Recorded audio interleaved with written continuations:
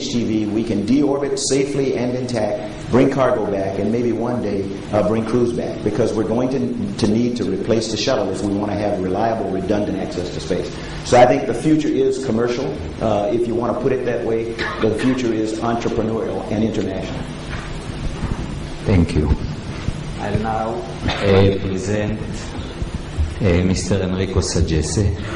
He served the last few years as a ASI president, guiding and directing ASI's future and managing its activities. In the years 2005 to 2008, he served as a senior vice president in Finmeccanica and was in charge of coordination of space activities. In 2002 to 2005, he served as a CEO of Telespazio SPA, where he provided a strong push to the overall company position and looked after its resources, its economic restructuring, and where Earth's orbit, new technologies and commodities were developed. I would like briefly to comment on Italy's great achievement in space. As early as the 1960s, Italy was the third country in the world to launch its own satellite after the USSR and the USA. Italy has continuously demonstrated its capability to contribute to the field. Italy's space science excels in geophysics and astrophysics, telecommunications, satellites navigations, launcher development, and more. Italy's contribution to space is dominated and significant. It's built a magnificent space industry. Established new companies that are up to date are one of the best in Europe and worldwide. Italy has some outstanding, unique men that brought forth and create Italy's success in space. These men, tenacity and ideas made possible the achievement of ambitious goals. Important personalities from science and industry broke through scientific boundaries, each in its own way, to bring about and develop Italy's space. One of these eminent scientists is Italy's son, Professor Riccardo Giacconi, who was awarded the Nobel Prize in Physics in 2002 for pioneering contribution in astrophysics, which have led to the discovery of cosmic X-ray source. He is the father of cosmic radiation by measuring X-rays emission from other galaxies and hard rays in deep space. Generation of students which studied and researched with Professor Giacconi are today the leading scientists in the field. Mr. Saggese, ASI is a member of ESA, the European Space Agency.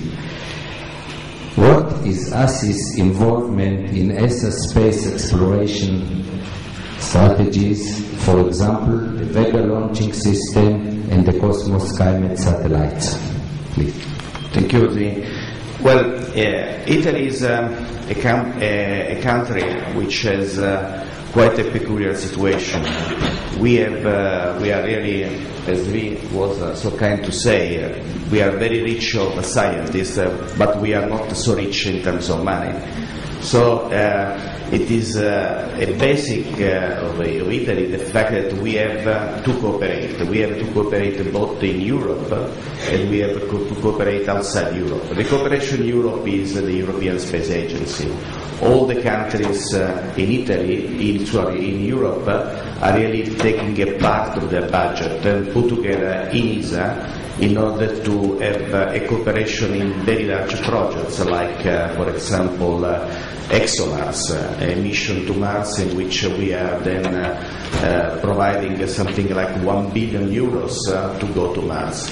But even with this effort, we cannot go alone, and we have set up a cooperation with NASA in such a way that also this mission will become a joint mission with NASA. So it is completely true what Charles has said right now, that the cooperation, international cooperation, is a must.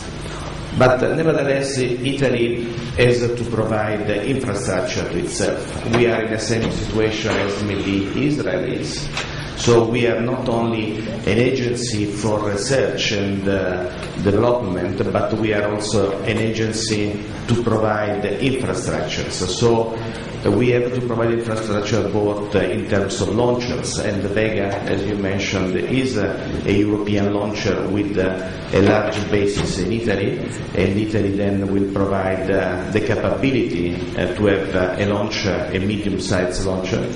But also we are also to provide facilities in terms of Earth observation, and the Cosmos SkyMed you mentioned is a constellation of radar which is now flying around the Earth. We have 3 satellites, and we will launch another satellite at the end of the year in such a way to have a constellation capable to see each point of the Earth with a delay, a maximum delay of 6 hours.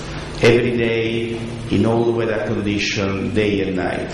So it is quite important for us then to have capabilities in terms of infrastructure. So these capabilities are developed completely in Italy, in a dual system, military and civilian, a model which I understand is very familiar around the world, and in Italy has taken a certain time to reach. But as you mentioned, we have scientists like Giacconi, which are quite important in order to progress in science. And by the way, Giacconi has taken this Nobel Prize by working in the United States, as well as we have the Fermi working in the United States. And the next ATV, which will be named after Italian scientist Amaldi, will be named with a scientist working with the Fermi, and who was also one of the leader of the initial Italian space agency. So, I mean, it is quite important to have the possibility for these scientists to have to produce experiments and to fly these experiments in order to get the data. And on this we count both on the European Space Agency cooperation and on the NASA and other nation cooperation, and I'm quite happy that we started a cooperation with Israel in such a way to have this capability together with a lot of countries. Let me just conclude a small note in order to see the difference between a European country and maybe the very large NASA and the United States of America country. I come from an entrepreneurial company, so all my life I spent in the private company, entrepreneurial, but again, the size of the market in Italy and Europe is not so large to allow at the moment entrepreneurial companies to enter in the market and to invest their own money. So in Italy and in Europe we are quite spending a lot of money, and we cannot count at the moment on the capability of private entities to invest unless we have a public-private partnership. So the key point in the close future in Italy and Europe will be this what we call PPP, public-private partnership. A partnership between the public, that is the space agency, and the private in such a way to produce results in space, which then will allow in the close future the capability to develop completely private entrepreneurial situation. We are not yet at that point. We aim at this point, but we'll be at this point only maybe in 10 years from now. Thank you very much.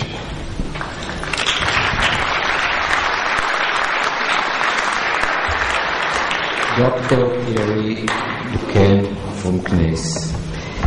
He graduated from École Polytechnique in 1981 and from the French National Aeronautic and Space Academy in 1986. Since December 2009, has been the Director for Strategy Programs and International Relations in CNES France.